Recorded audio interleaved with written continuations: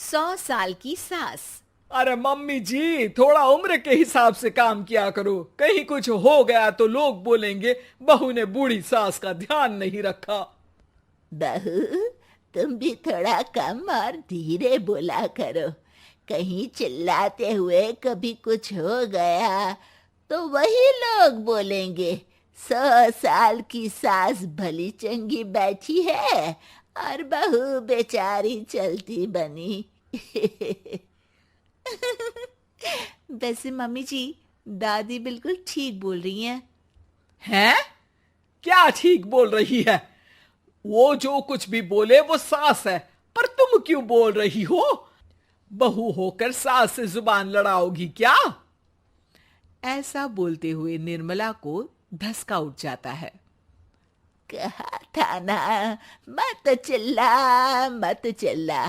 तुझे बिना सास और बहू से जुबान लड़ाए बिना शांति नहीं मिलती। अरे माँ, दादी की बात सुन लिया करो, तुम्हारे भले के लिए बोलती है ना। अरे कोई भला नहीं, इन्हें बस मुझे परेशान और शो ऑफ करने का शौक है। हाँ।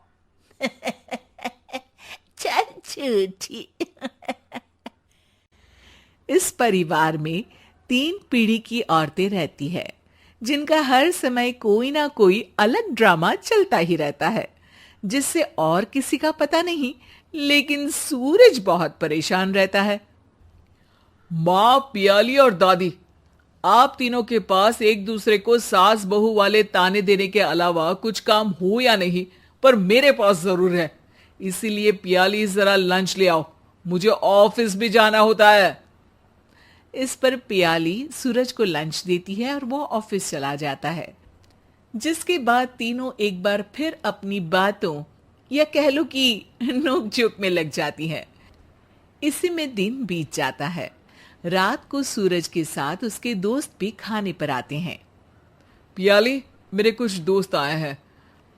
सॉरी, अचानक प्लान बना तो बता नहीं पाया। तुम जल्दी से डिनर बना दो ना।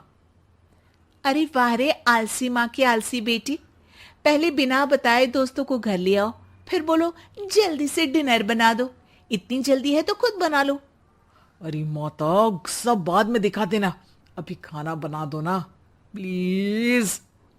ऐसा बोल के सूरज दोस्तों के पास जाकर बैठ जाता है और पियाली डिनर की टेंशन में अपनी सास के पास पहुंच जाती है, जो अपने कमरे में आराम कर रही होती है। मम्मी, सूरज अचानक दोस्तों को घर ले आए हैं, क्या करूं अब? कुछ ऐसा बताओ ना जो जल्दी बन जाए और सर्व करते हुए भी अच्छा लगे। अरे रेस्टोरेंट से मंगा ले, दोबारा परेशान मत करना, सोने दे मुझे। इतने में दादी सास भी वहां आ जाती है। वाह, आलसी का आइडिया भी उसी की तरह बेकार है। कोरोना में बाहर से खाना मंगाएंगे। बहू, तुम सो ही जाओ, वही काम अच्छे से कर सकती हो। चल पियाली, मैं बताती हूँ क्या करना है। इस पर दादी सास पियाली के साथ मिलकर सारे मेहमानों के लिए खाना बनाती है, जिससे उन्हें ज्यादा मेहनत भी नहीं करनी पड़ती और सबका पेट भी भर जाता है। दादी के इस आइडिया से पियाली और सूरज बहुत इम्प्रेस हो जाते हैं।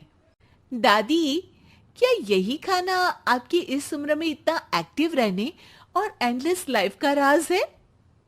वैसे दादी ने आज तक राज किसी को बताया नहीं।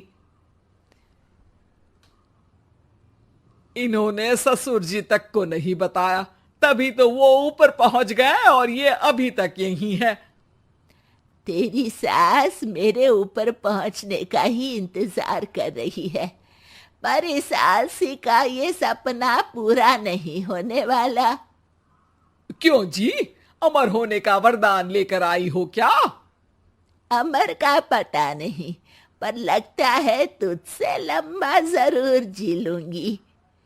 इससे पहले कि दोनों सास बहू में कोई बहस शुरू होती, पियाली बीच में बोल पड़ती है। ठीक है, आप दोनों लड़ क्यों रही हैं? हम तो चाहते हैं कि आप दोनों हमारे साथ हमेशा रहें। पियाली की बातों पर दोनों शांत हो जाते हैं और उनकी लाइफ पहले जैसे चलने लगती है, जहां दादी सुबह जल्दी उठकर कुछ न कुछ काम करते हुए पूरा दिन बिताती है, तो वहीं निर्मला और पियाली लेट उठने से लेकर धीरे धीरे आलस में काम करना और जब मर्जी सो जाने से अपना दिन बिताती हैं। एक दिन निर्मला की सहेली उनके घर आती है। अरे क्यों रे निर्मला, कैसे चल रही है जिंदगी? सब बढ़िया, बस ये बुढ़िया ऊपर जाए तो ज्यादा अच्छा होगा। अरे ऐसा क्यों बोलती हो? तुम्हें तो उनसे सीखना चाहिए, वो बहुत फुर्तीली हैं। मैं उन्हें रोज मॉर्निंग वॉक करते हुए देखती हूँ, और वहीं तुम और तुम्हारी बहू हैं जिन्होंने शायद सुबह का सूरज आज तक देखा ही नहीं होगा। सहेली की बात सुनते ही निर्मला भड़क कर चिल्लाते हुए पियाली और अपनी सास को वहां बुलाती है, जिनके साथ सूरज भी वहां आ जाता है और ये सब देख सहेली वहां से चली जाती है।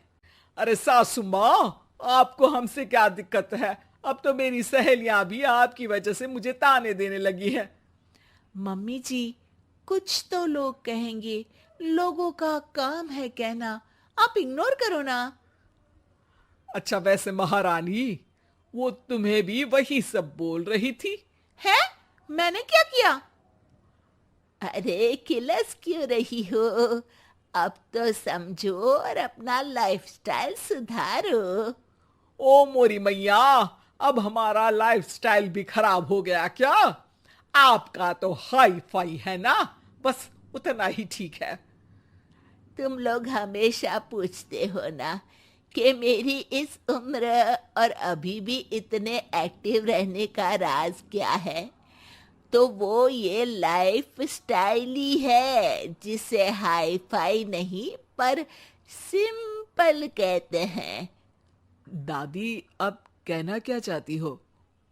यही कि मैंने अपनी जिंदगी में बहुत किताबें पढ़ी हैं, जिनमें एक किताब से मुझे ये समझ में आया कि हम कितने गलत तरीके से जिंदगी जीते हैं। उसी के बाद मैंने एक अच्छे जीवन के लिए इकिगाई रूल अपनाया, जिसका मकसद तो सिर्फ अच्छा जीवन जीना था।